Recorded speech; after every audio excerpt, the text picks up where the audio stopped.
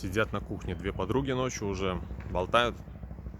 Ну и рядом пес храпит очень сильно. Ну и одна другой говорит: слушай, я где-то читала, что если им там повязать веревкой одно место причинное, то они перестают храпеть.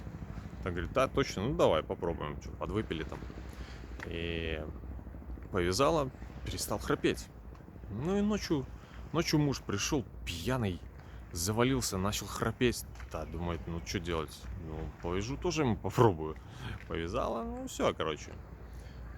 С утра тот встает в туалет, такой с туалета выходит, такой что-то удивленный такой, смотрит, у Тобика такой же бант повязан. Тот говорит: Тобик, я хер его знает, где мы с тобой вчера были, но явно заняли призовые места.